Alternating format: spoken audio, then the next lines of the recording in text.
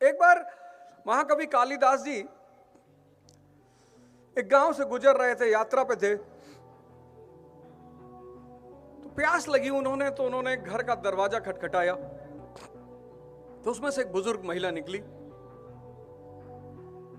उन्होंने कहा, माता जी मुझे प्यास लगी है। तो उस बुजुर्ग महिला ने कहा कि बिल्कुल मैं आपको पानी देती हूं, पिलाती हूं पानी। आप हैं कौन? उन्होंने कहा, मैं पथिक हूं, यात्री।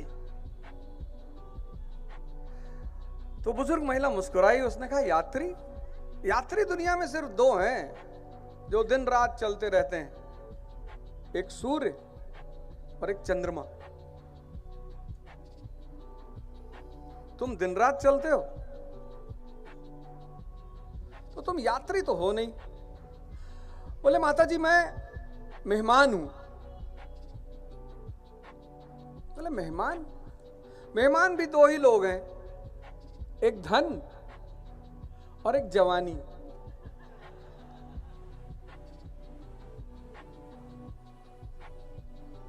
बोले, माता जी मैं हठी हूं, हठ करने वाला। बोली, बेटा हठ भी दो ही लोग करते हैं, एक बाल एक नाखून, कितना भी काटो आना ही है। कालिदास जी ने कहा, माता जी मैं मूर्ख हूं। बोले, नहीं नहीं बेटा, मूर्ख भी दो लोग होते हैं, एक राजा जो अपने चाटुकारों की ही सुने और जनता की भलाई पर ध्यान न दे, और एक उसके बेवकूफ दरबारी जो राजा को हमेशा खुश करने के फिराक में लगे रहते हैं।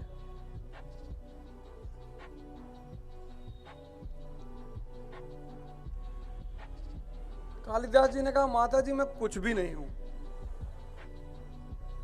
बोले, कुछ तो हो बेटा, लेकिन चलो कोई बात नहीं, प्यास तुमको ज्यादा लगी है। बोले, जी।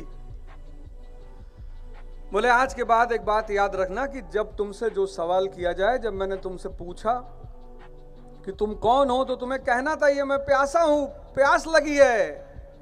तुम क्या ही अपनी 500 आइडेंटिटी बता रहे हो, मैं ये हूं, मैं विधायक हूं, मैं सांसद हूं, मैं मंत्री हूं, मैं फलाना हूं। तुम बेटा प्यासे हो। शिक्षा का काम है ज्ञान का विस्तार, समझ का विस्तार, विजन का विस्तार। हम तो जीवन में कभी नहीं पढ़े, 12th तक।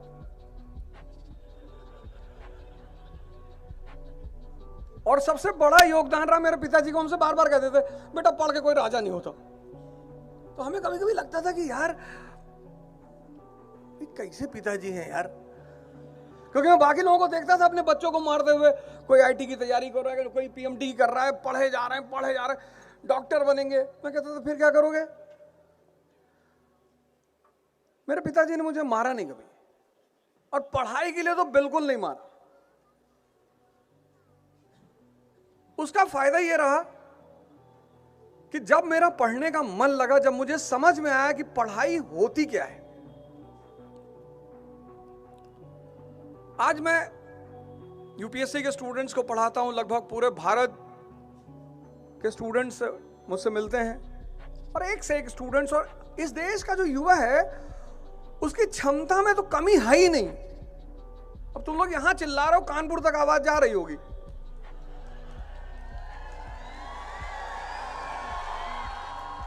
नहीं, अब इलाहाबाद कवर करने चक्कर में मत पड़ो, 80 किलोमीटर का दायरा बहुत है। इस देश के युवा में क्षमता की तो कमी है ही नहीं। बस उसको एक बात अगर पता चल जाए कि इस क्षमता को लगाना कहां है, करना क्या है। पढ़े जा रहे हैं लोग, पढ़े जा रहे हैं, और पढ़ते पढ़ते पढ़ते एक आदमी पढ़ रहा है, उसके अंदर इतना कॉन्फिडेंस आ गया है, इतना कॉन्फिडेंस पढ़ते पढ़ते, कि 1931 में वो आदमी ब्रिटेन के राजा जॉर्ज पंचम के सामने खड़े होकर दहाड़ रहा है। 1931 शिक्षा ने उस आदमी को इतना उत्साह दे रखा है, इतनी ताकत दे रखी है, इतनी क्षमता दे रखी है कि 39 इयर्स का आदमी, आप समझ गए होंगे मैं किसकी बात कर रहा हूं। मैं एक बार फिर डॉक्टर अंबेडकर की बात कर रहा हूं। 39 इयर्स 30। और एक बात मैं आपसे सबसे हाथ जोड़कर रिक्वेस्ट कर रहा हूं, देश की जितनी भी महान आत्माएं हैं, जितने भी महान लोग हैं, उनको किसी जाति और धर्म के चश्मे से कृपया करके ना देखें।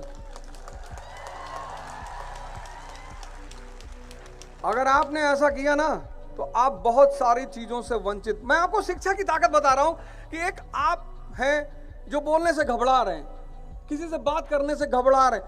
एक वो आदमी 1931, 39 इयर्स, 39, ब्रिटेन का राजा जॉर्ज पंचम, ब्रिटेन का प्राइम मिनिस्टर रैमसे मैकडोनाल्ड, और वो आदमी खड़ा होकर बोल रहा है।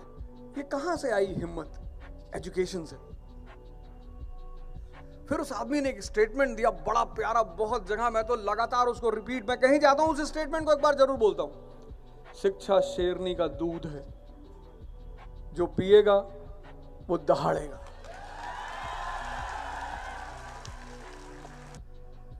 शिक्षा एक शक्ति है। आपने ग्रेजुएशन किया, पोस्ट ग्रेजुएशन किया,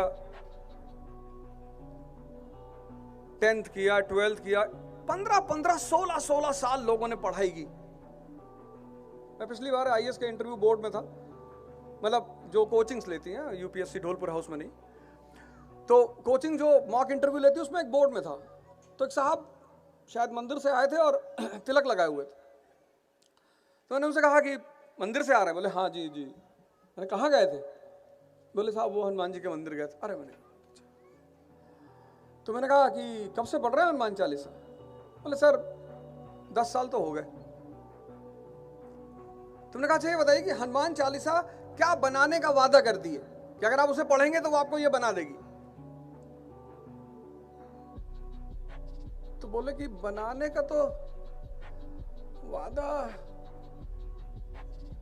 नहीं, कहती है कि जो 100 बार पढ़ेगा उसको मुक्ति मिल जाएगी। मैंने कहा बनाने का वादा करती, बनाने का, उसमें लिखा हुआ है कि अगर आप मुझे पढ़ेंगे तो मैं आपको ये बनाऊंगी। 10 साल, एक साल में 365 दिन, चलो 300 दिन मान लेते हैं, 10 साल 3000 दिन, यानी व्यक्ति ने 3000 बार हनुमान चालीसा पढ़ी। और उस व्यक्ति ने इस बात पे ध्यान ही नहीं दिया कि शिक्षा कि हनुमान चालीसा क्या बनाने का वादा करती। जो ये पढ़े हनुमान चालीसा होए सिद्ध साखी गौरीसा।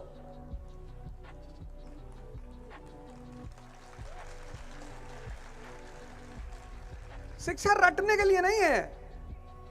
आज की सबसे बड़ा चैलेंज क्या है शिक्षा में? रट रहे हैं लोग, रटे जा रहे हैं, रटे जा रहे हैं। और रटने से आदमी तोता बनता है, और तोते की कोई मंजिल नहीं होती। तोते की कोई मंजिल ही नहीं होती। एक मौलाना साहब थे, उनके पास एक तोता था, बड़ा धार्मिक तोता, और कुरान की आयत वगैरह पढ़े और बड़ा संस्कारी, दिन भर बस अल्लाह का नाम ले। तो एक मौलवी साहब उनके आए, मेहमान बने, तो बोले यार तुम्हारा तोता तो बड़ा रिलीजियस है। मतलब उन्होंने कहा, उनसे मेहमान साहब से कहा कि हमारा तोता बहुत धार्मिक है, दिन भर अल्लाह का नाम, भगवान का नाम लेता रहता है। अरे वो कोई रिलीजियस नहीं, बोले ऐसे ही। अरे मौलाना साहब ने कहा ऐसे कैसे कह रहे हो यार, ये बेचारा जब से आया तब से नाम ही लेता रहता है। बोले हाँ मैं बताता हूं अभी। बोले कभी इसको हमारे घर लेकर आओ। तो मौलाना साहब ले गए तोते को उनके घर। तो उनके पास एक तोती थी, उन्होंने उस तोते को तोती के पिंजड़े में डाल दिया। पूरा दिन बीत गया, तोता कुछ बोला ही नहीं। तो मौलाना साहब ने उससे कहा कि क्या हुआ, आज तो कुछ बोल नहीं रहा। बोले साहब जिसके लिए बोल रहे थे वो मिल गई, अब बोलने की जरूरत ही क्या है। तोतों की कोई मंजिल नहीं होती।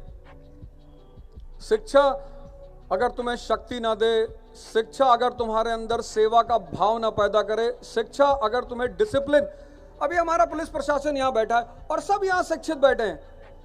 इस पुलिस प्रशासन को तो इस बात का एहसास होना चाहिए कि यहां सारे शिक्षित लड़के बैठे हुए हैं, हमें कुछ करने की जरूरत ही नहीं है। यह है शिक्षा। शक्ति देती है शिक्षा, संस्कार देती है शिक्षा, साहस देती है शिक्षा, उत्साह देती है शिक्षा, विजन देती है शिक्षा, देखने का दायरा।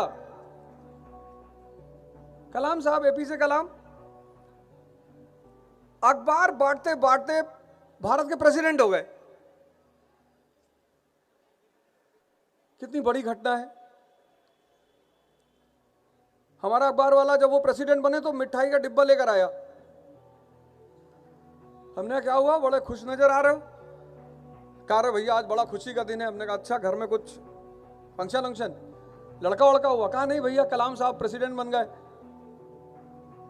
तो हमने कहा कलाम साहब प्रेसिडेंट बन गए तो तू क्यों खुशी हो रहा है इतना? कहा भैया पहले वो अखबार बेचते थे। मैंने कहा भाग जाओ यहां से, नहीं तो इतना मारेंगे। अखबार बेचना कोई बुरी बात थोड़ी है। कोई भी काम आदमी को करना चाहिए, कोई भी काम कोई बुरा थोड़ी है।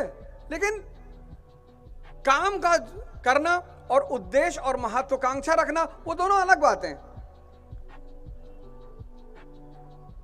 साइंस पढ़ा आपने, हिस्ट्री वगैरह तो हमारे देश में पढ़ाते ही नहीं, 10th तक पढ़ाते हैं बस। और वो भी 10th तक टीचर बोलता है कि भैया देखो रट लो, इतिहास पढ़ के कोई राजा नहीं बनता। मतलब इतिहास पढ़कर किसी को नौकरी नहीं मिलती। ये बहुत अच्छी बात कहते हैं टीचर, क्योंकि इतिहास पढ़ के लोग राजा ही बनते हैं। ह्यूमैनिटीज का जो सब्जेक्ट है वो एनालिसिस का सब्जेक्ट हमारे देश में नहीं पढ़ाते।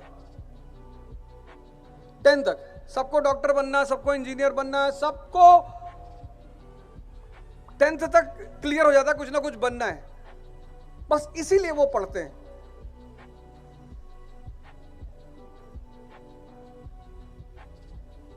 लेकिन मैंने कहा ना कि शिक्षा ना रटने के लिए, ना परसेंटेज के लिए, ना नौकरी के लिए। शिक्षा है इस दिमाग, ये जो तीसरी आंख है, इसको खोलने के लिए। 1920 का भारत, 1920 का भारत गरीबी का भारत, 90% लोग गरीब।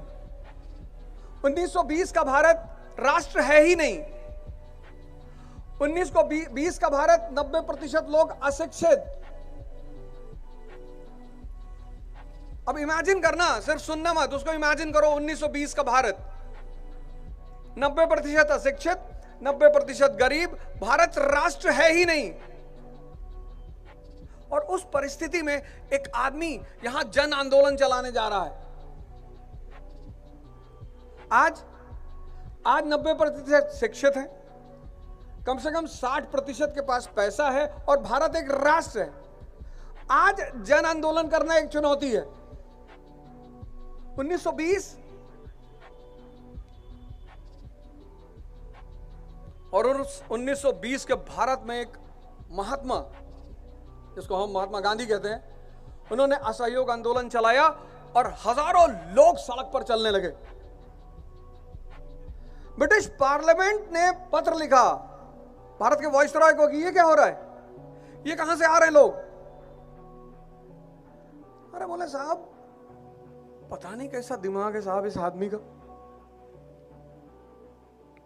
और उस आदमी ने एक छोटा सा सूत्र लगाया, व्यक्तिगत हित का सिद्धांत, पर्सनल इंटरेस्ट।